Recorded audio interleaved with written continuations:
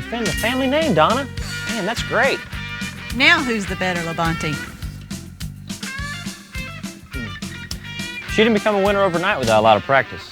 So if you've been playing Papyrus's NASCAR Racing too, you'll know how tough it is. So in this video, we're going to try to give you some help. We'll cover some topics like driving basics, car setup, race strategy, and multiplayer. And hopefully, you'll not only drive faster, but hey, win some races as well.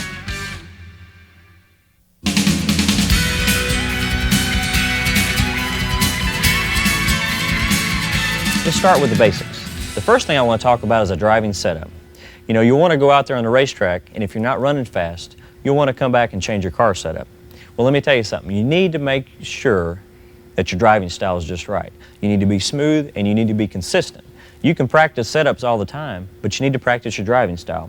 So let's go and get into a setup that's comfortable for you, and then let's go practice our driving style.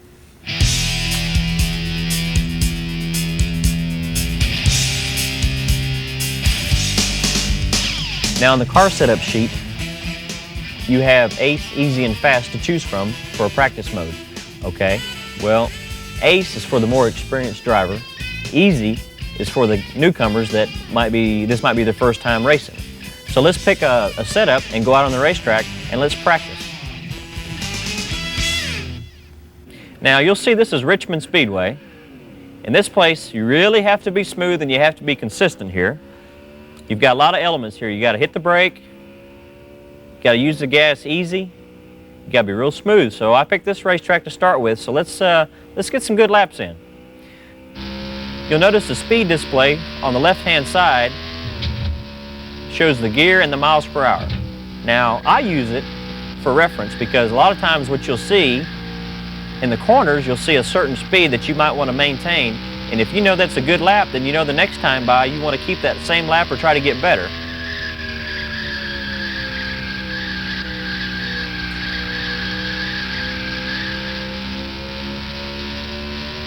Some basic driving techniques at any racetrack: staying low in the corners, driving out to the walls on the straightaways. Here at Richmond, use a lot of brake, back on the gas. Now also what we've installed is some telemetry on your screen to show where I'm getting off the gas, on the brake, and back on the gas. So hopefully that'll help you when you're racing.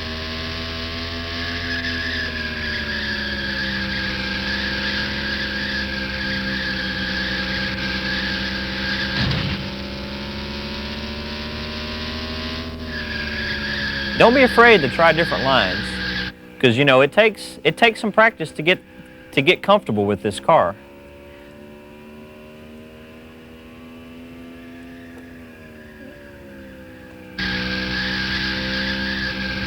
For racetracks that you use a lot of braking or braking at all, you might want to get off the gas a little soon, on the brake hard, get the car set, back on the gas as quick as possible. And I'll tell you one thing I also learned. You need to come off the corner as low as you can, because that really seems to accelerate the car off the corners.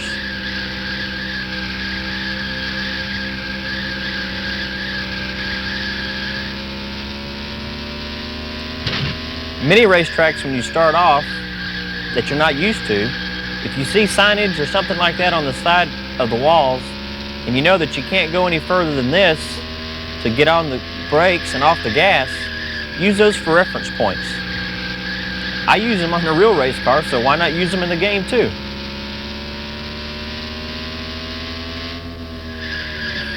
Experiment with it. You can go a little further in the corner and try that.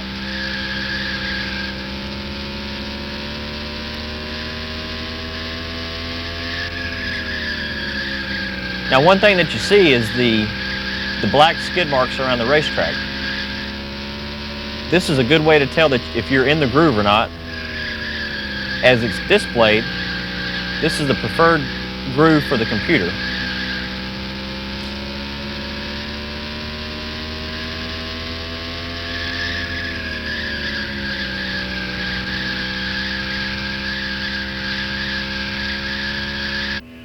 On the steering wheel, I'm not doing anything crazy with it. I'm just steering the car easy, smooth, off the corner, out to the wall. You know, I'm not sitting here doing this. You'll never go fast doing it that way. Now, one thing I want to mention too is that not just at Richmond, but a lot of racetracks you go to, the harder you enter the corner, the more messed up you might be exiting the corner. So why don't you try backing off a little bit, apply a little brake a little sooner, get the car set, step on the gas. If you can stand on the gas a lot sooner and drive off without hitting the wall, without going too low, in the preferred groove, you'll probably be going faster.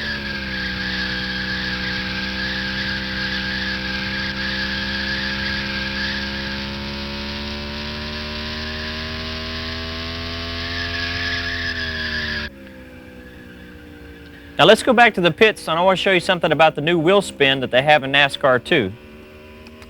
And a way to do that is hit Shift R. Now let's go to an overhead view so you'll know exactly what I'm talking about, wheel spin. Here's a good display of it. Now in real life, when you accelerate too much, you'll have wheel spin. And if you're in a jam, say trying to get out of the pits, saying you're on the racetrack and you're involved in a spin and you're trying to get back on the racetrack, you can see what you can do. You can do 360s with it. Well, this really helps out if you are, because on a short track like Bristol or Martinsville or North Wilkesboro, if you get caught, spun out, you'll lose a lap in a heartbeat.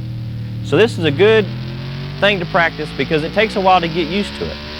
Because on the start of races, if you are in a bind, you need to make sure you keep the steering wheel straight if you need to go straight. But if you have to, turn the wheel to get out of a jam. This is a feature that really is used on the real race cars too. And when you apply 740 horsepower to a race car, you'll have wheel spin, trust me. One key thing that you need to remember is to keep practicing. You know, I don't expect you to go out there and start off fast, but if you want to get fast, you need to learn your reference points, start off slow, get in there easy, look at your lap times on the screen and say, okay, am I getting better or not? Start off going in the corner harder, more brake, less brake, stay lower, work in that area of the groove that was shown earlier, and you'll see that you'll be flying around this racetrack before long.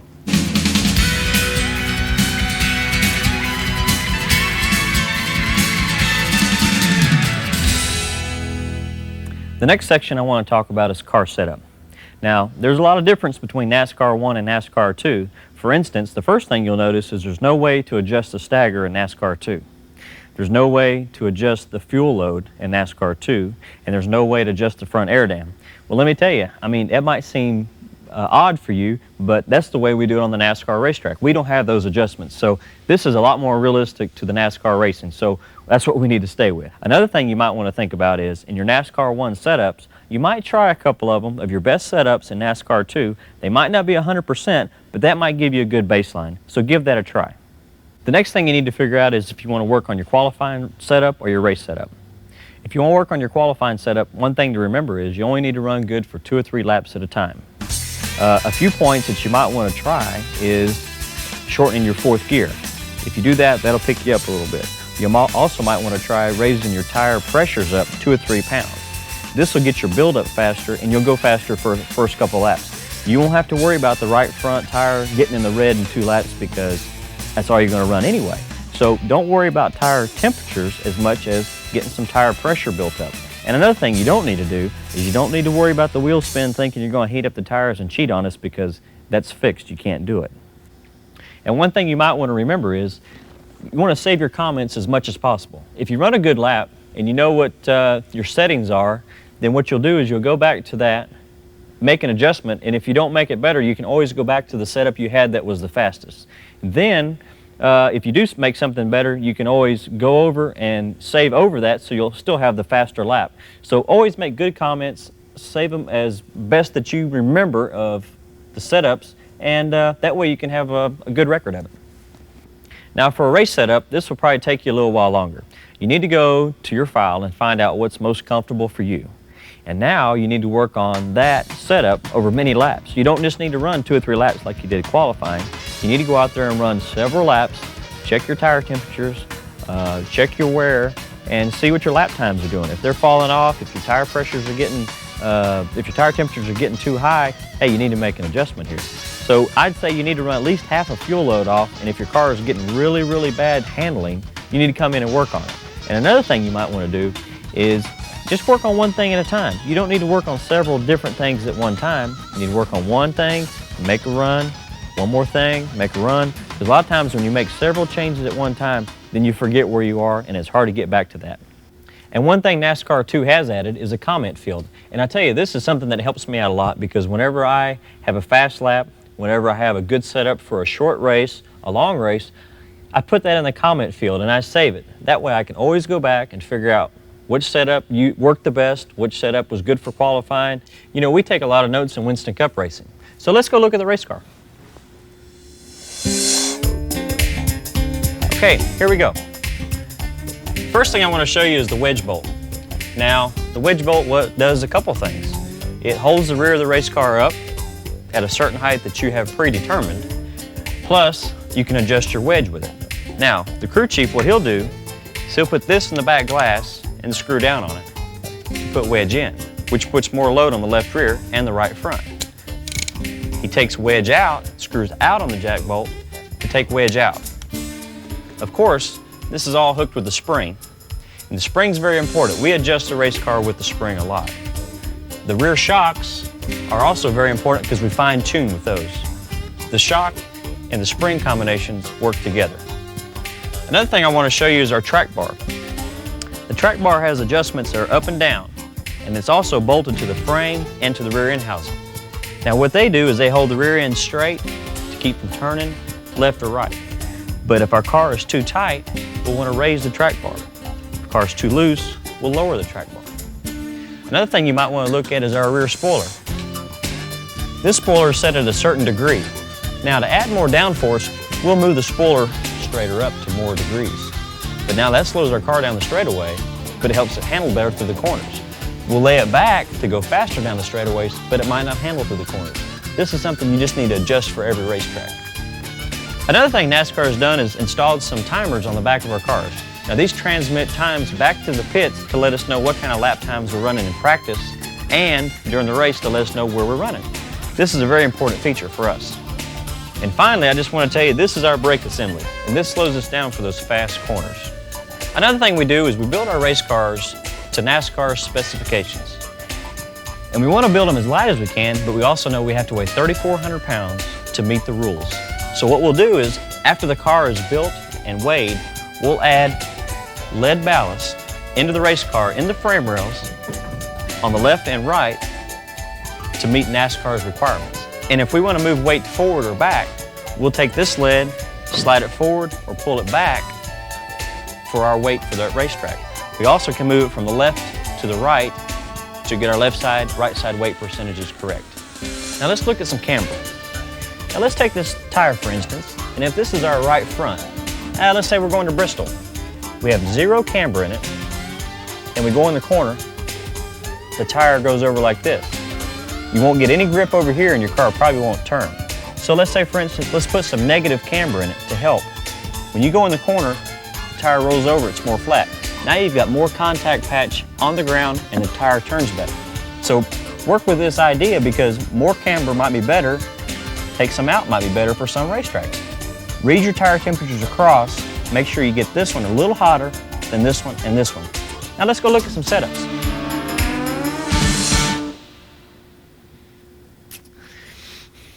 Now that you've seen the real race car, let's look at this setup that I've run at Bristol. Now this is a baseline setup that I started off at Bristol, run a few laps, and I got a few problems. Now let's take a look at it. The right rear temperature is hotter than the right front. The right front isn't even all the way across. Now there are several things that I could do to fix this problem, but let's start off with the right rear. Let's try to make this tire cooler. The first thing I want to do is change the comments in the comment field, and I'll type in the changes that I make so I'll save it.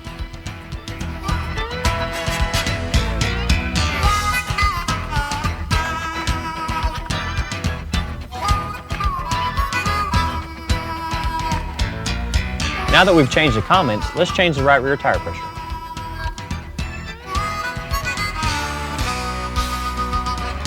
Save. Now let's go back out and run.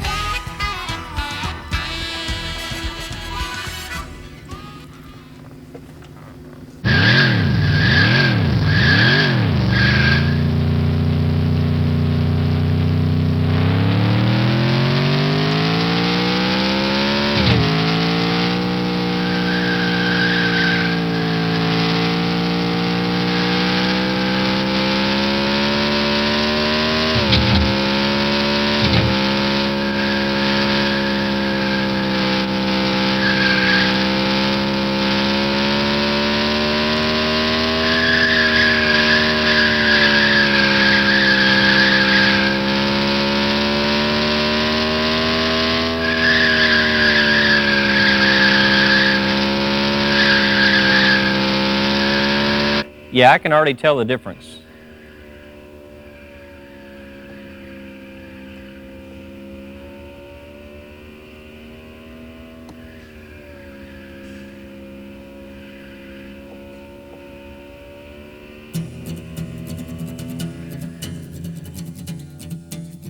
Now that we've run a few laps, let's go back to the car setup and see what we have to work on next. Okay, as you can tell, we've cooled the right rear temperature off a pretty good bit. That's helped out, and I can tell that was better. But now let's work on the right front. Now it's still uneven. Now let's see what we can do here. Let's put some more negative camber in it. Let's try that. Now we need to go up to the setup, to the comment page, and put our setup in.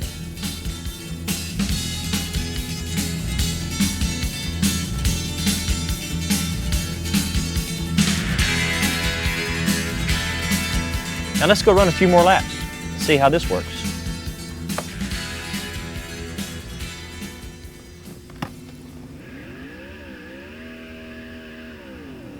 Straight line burnout. Okay, so now we're going to run a few more laps, get the tire temperatures up again, look at it again, right?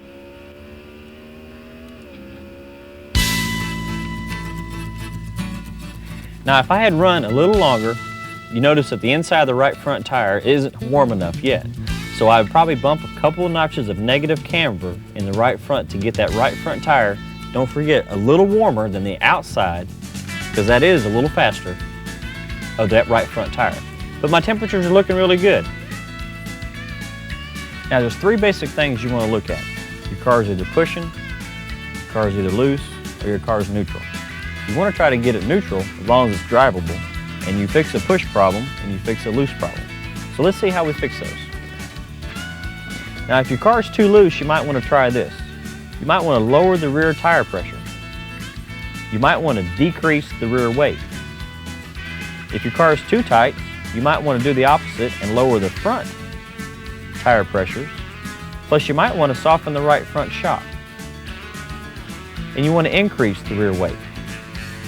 Now another thing you might want to see, if you have a tire that's too cool, you might want to decrease the pressure. Plus you might want to stiffen that shock.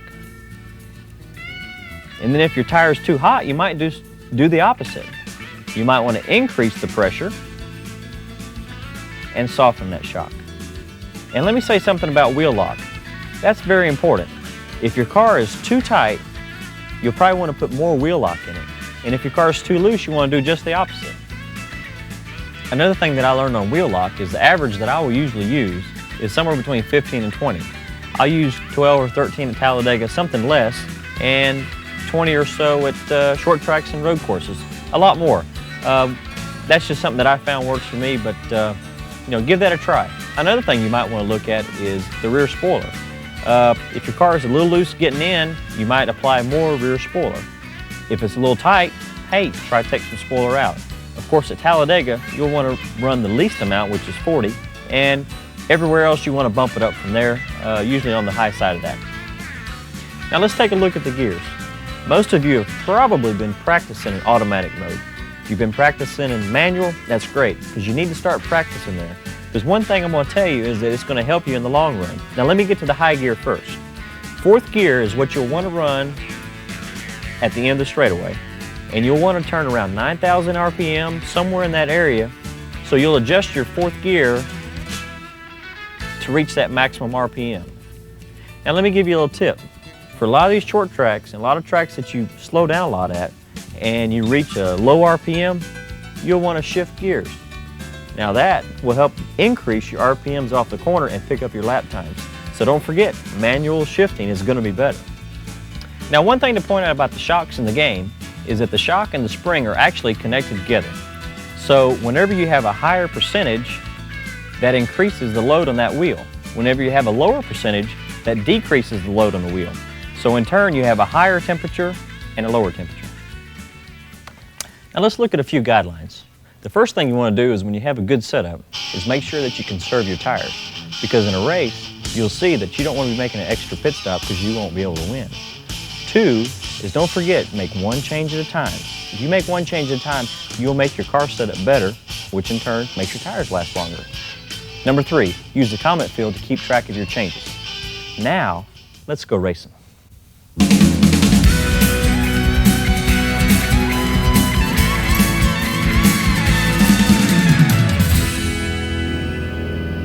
Okay, here we are at Pocono, and one thing I want to talk about here is a new feature that NASCAR 2 has, and that's the spotter.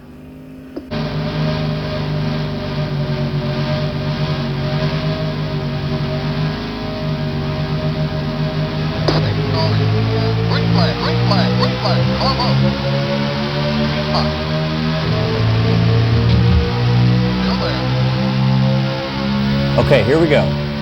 Now I want to go low, but I can't because there's a car there. The spotter says clear. Now I see the car in the rearview mirror. Now did you notice that the car wasn't there and then he showed up? He didn't just disappear, he was in my blind spot. That's where the spotter is very important.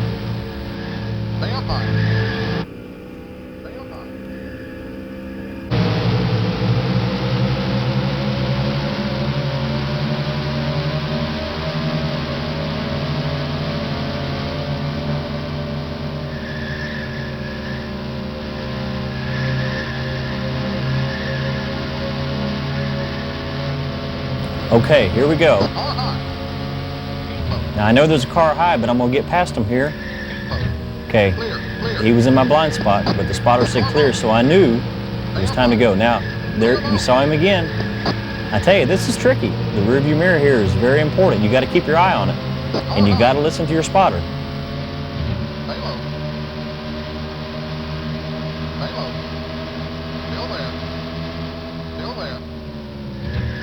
There's 2 things that'll help you, the mirror and the spotter. Both of them will keep you out of trouble if you listen to them and you watch them.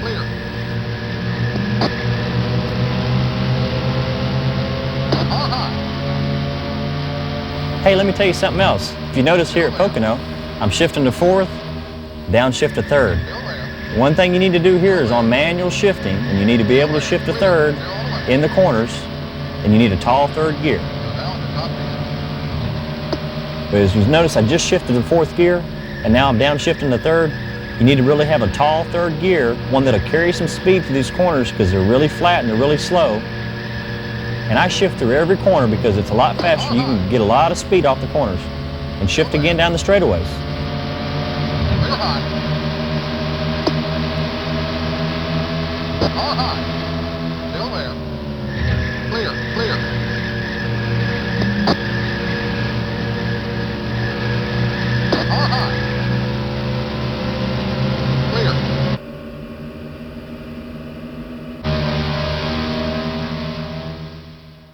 Now you have a good idea how spotters work. Well, let me tell you how important they are. We use them a lot in Winston Cup Racing. They get us out of a jam. You know, the blind spot we showed you in the mirror, same thing in Winston Cup Racing. We have blind spots just as well. So hey, that was a good tip. You need to listen to your spotter and watch your mirror. Hey, let's go to Martinsville, see how tough the opponents are there in NASCAR 2.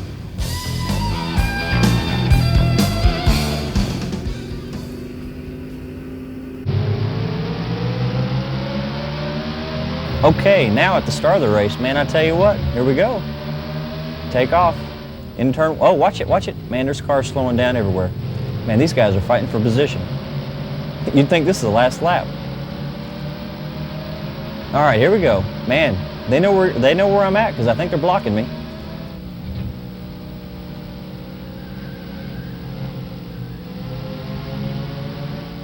I still can't get down because there's cars, there's cars everywhere. All right, here we go. Let's try to set somebody up here. All right, there's a car below me. Now let me get down low. Let me get down low. All right, now I can make a pass.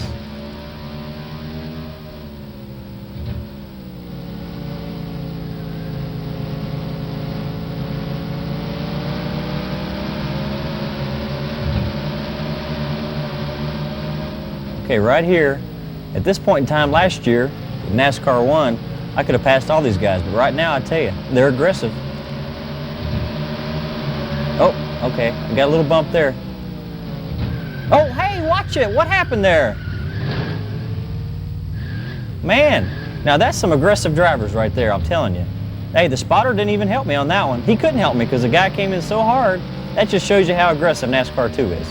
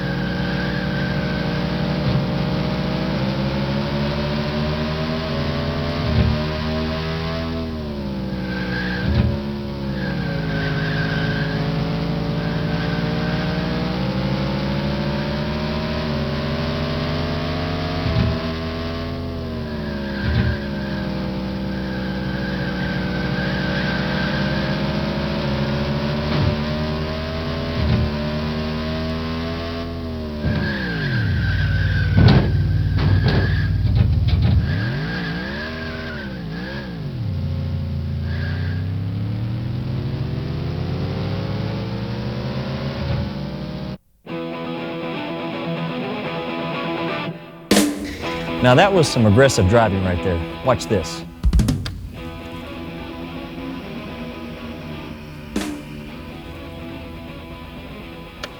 Now you see, in NASCAR 1, that guy would have let off, but not NASCAR 2. That just goes to show you how much more aggressive they are. You have to get up beside them all the way or they won't give. Now here's a tip that's going to be real useful.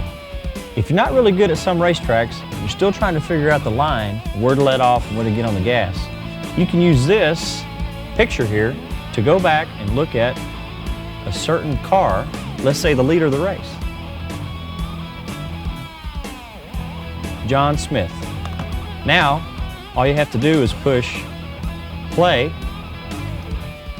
You can see how fast he's going down the straightaway, where he lets off, how slow he gets in the corners, and you can kind of watch his line and figure it out. I think that's a tip that's going to be useful. Hey, let's go to Talladega and do some drafting. Okay, let's go.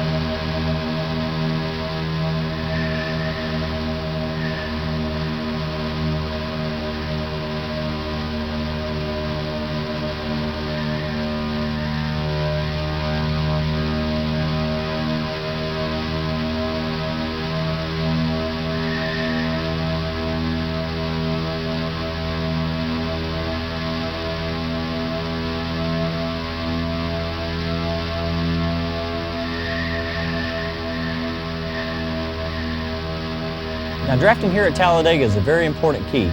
what you'll do is you'll find a partner out there that might be a little quicker. You might want to slide in behind him, and all of a sudden you're going as fast as he is. If you can stay with him, that's the key. Now right here, what we're going to do is try to set up this car. As we enter turn 3, you'll notice as close as I enter, my car drifts up a little bit. It's because it takes all the air off the front of the car, and you need a lot of downforce on it. Now he slides up a little bit because he's behind the car in front of him. All right, now I've made my move. I've made the pass on him. I haven't cleared him yet, but I'm going to here in a second. Okay, he's still not clear, but I'm trying to get some draft off this car. Still not clear. Now I'm clear. Now I can get behind the car in front of me and travel in turn 1.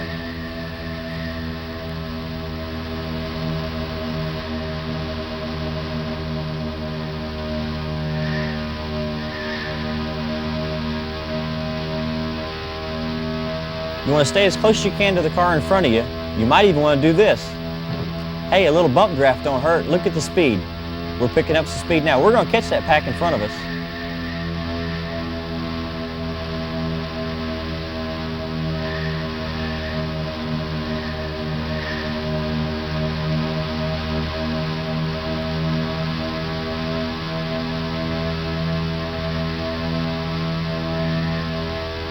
If you can't pick up a point to pass, follow this car close so you can catch the cars in front of you.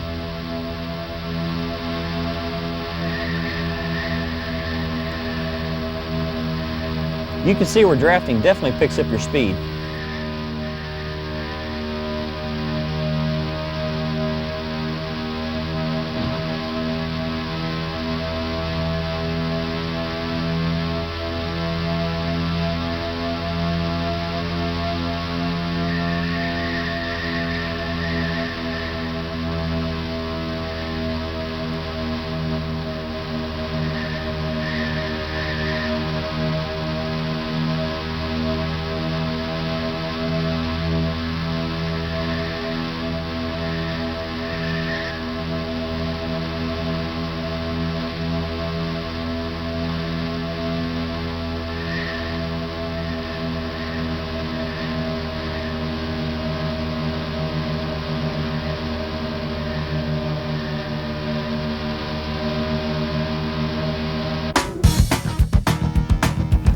Now drafting at Talladega is the name of the game, isn't it? In order to win, you have to draft good.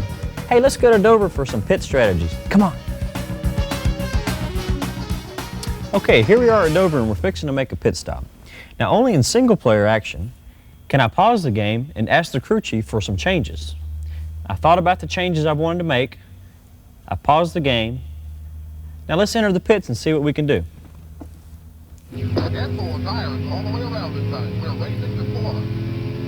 And don't forget, keep your speed down on pit road because you don't want to get black flagged.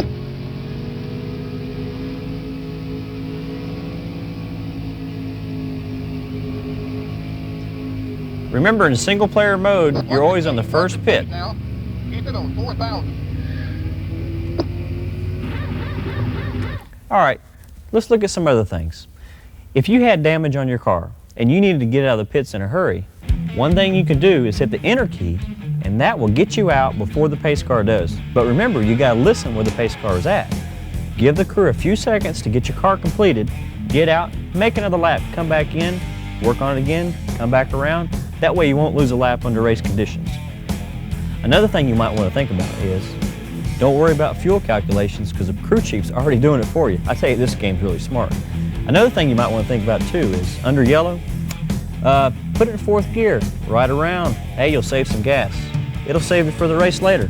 Under those race conditions, you might win one. Hey, let's go again.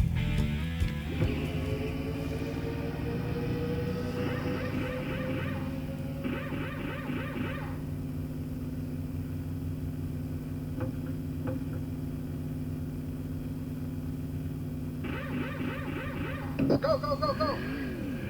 Watch your speed now. Keep it on 4,000. Keep it on 4,000. Watch your speed now. 4,000. The pace car is in turn 2. 4,000. Keep it on 4,000. Keep it on 4,000. The pace car is on the backstretch. Watch your speed now. Keep it on 4,000. 4,000. Okay, you're clear of pit lane.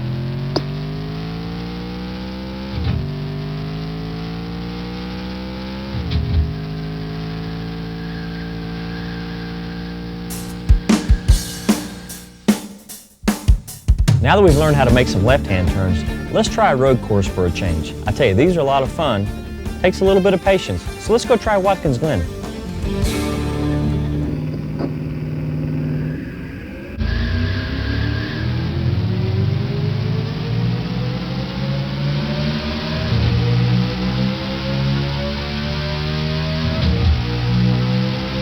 Road courses are a lot of fun, but they take some patience. Anytime you see numbers on the left-hand side, that usually means there's a right-hand turn up ahead. So don't forget that. You got to keep looking all the way around you.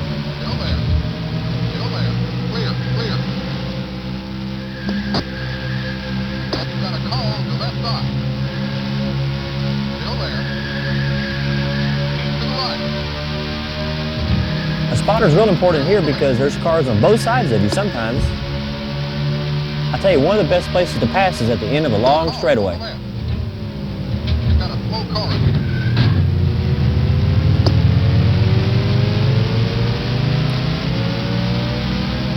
This is definitely a place where shifting manual helps out a lot. You might want to practice with automatic for a while, but make sure you go to manual because that'll help your speeds out quite a bit.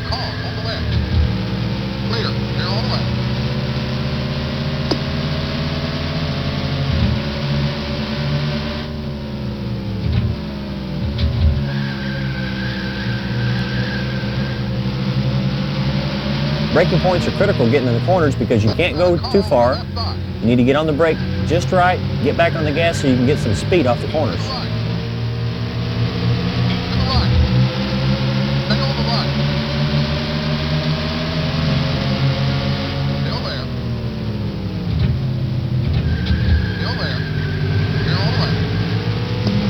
Now don't forget, the key to good road course racing is being real consistent. And you got to really look far ahead to set up your guy to pass.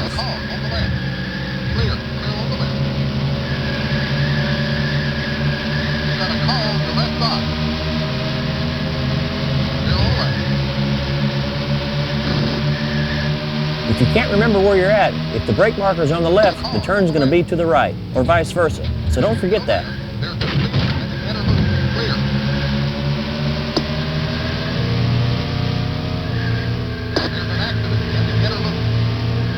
It's a good thing to experiment with tight gear ratios because you need a lot of acceleration off the corners.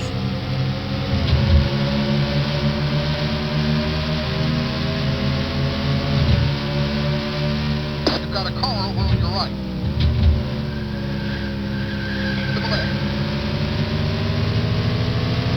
Still there. You want to keep as much speed in the corner as possible, that way you can get a good acceleration off the corner.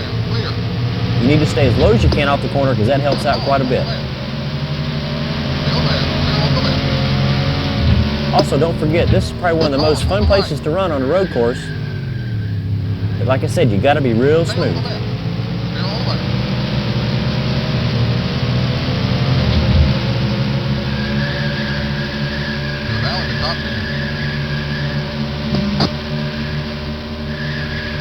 When you get to a car, just don't pass him. Make sure you set him up real well so that you can make a clear pass and get by him before the next corner.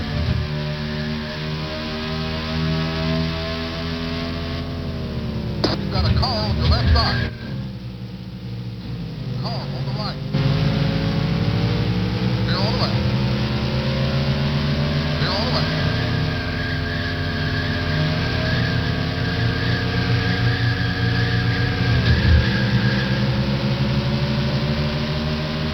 Now at the top, that's the way to hustle. Keep digging.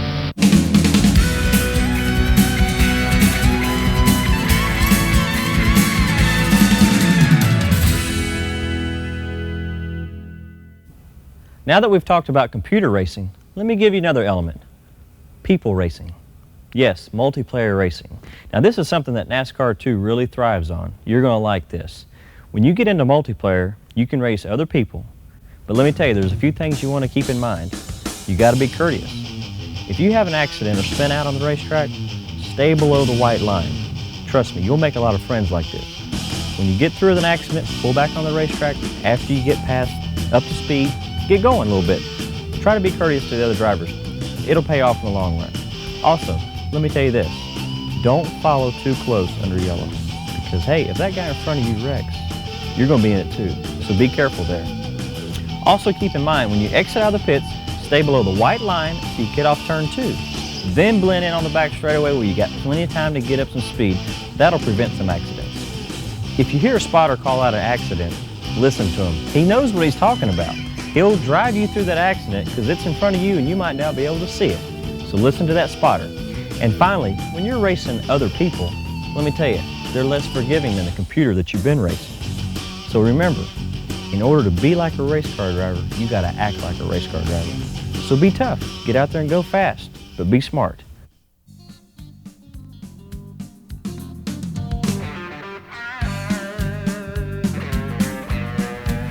Are you still playing this game? Did you forget we're supposed to meet your parents for dinner?